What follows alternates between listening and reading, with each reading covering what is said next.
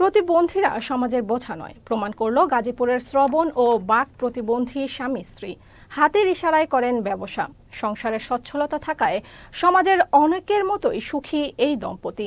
এই যেন প্রতিবন্ধীদের আত্মসম্মানবোধ নিয়ে সমাজে বেঁচে থাকার অনন্য দৃষ্টান্ত।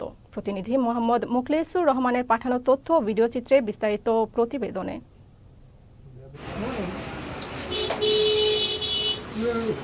গাজীপুরের কোনাবাড়ি জরুন এলাকায় কেয়া স্পিনিং সংলগ্ন এই মার্কেটটিতে ব্যবসা করেন শ্রবণ ও বাক প্রতিবন্ধী দেলোয়ার ও স্ত্রী শাহনাজ আক্তার। তাদের দোকানে চা নাস্তা, পান সিগারেট থেকে শুরু করে বিভিন্ন পণ্য সামগ্রী বিক্রি হয়। দোকানের বেশিরভাগ ক্রেতা শ্রবণ কিংবা বাক প্রতিবন্ধী। সুস্থ সবল মানুষও তার দোকানে আসেন।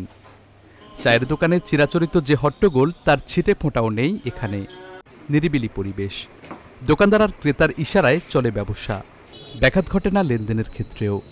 সমাজপত্র আরাম আরাম আরাম আরাম শেষ, কাজ ভালো, উসি সবাই উসি বোবা সব ভালোবাসা। ওদের সাথে কাজ করতে করতে এমন হয়ে গেছে, ওদের যে বোবার যে ভাষা, এই ভাষাটা আমরা বুঝি। অনেক দিন থাকার পরে এদের সাথে মিলামিশা করার পরে তাদের ভাষাটা অনেক বুঝতে পারি। তাদের সাথে আমরা ইশারা দিয়ে কথা বলি, খুবই ভালো লাগে।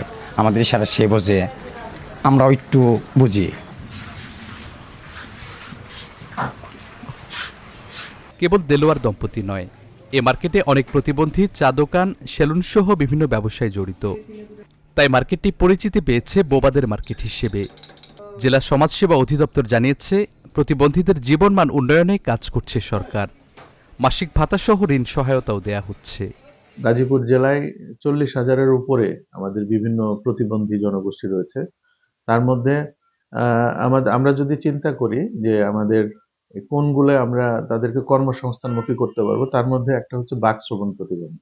এক্ষেত্রে আমরা তো ভাতার আওতায় সবগুলোকেই নিয়ে এসেছি, সবাই আমাদের ভাতা পায়। এর পাশাপাশি যদি তারা ব্যবসা বাণিজ্য করতে পারে, সেক্ষেত্রে আমাদের কোনো ফান্ড আমরা যদি অ্যারেঞ্জ করতে পারি বা তাদের ব্যবসা বাণিজ্য সংক্রান্ত যদি তাদের সেরকম দক্ষতা থাকে, সেখানেও আমাদের যদি করণীয় থাকে অবশ্যই আমরা করব। গাজীপুরে প্রতিবন্ধীরা কেবল ব্যবসা নয়, একটি কারখানায় কয়েক হাজার শ্রবণ ও বাক প্রতিবন্ধী কাজ করছেন। সচেতন মহল মনে করেন, বোঝা মনে না করে সমাজের মূলধারায় ফিরিয়ে আনা গেলে দেশের উন্নয়নে ভূমিকা রাখতে সক্ষম হবেন প্রতিবন্ধীরা। Saifur Rahman Rubel, channel S news desk.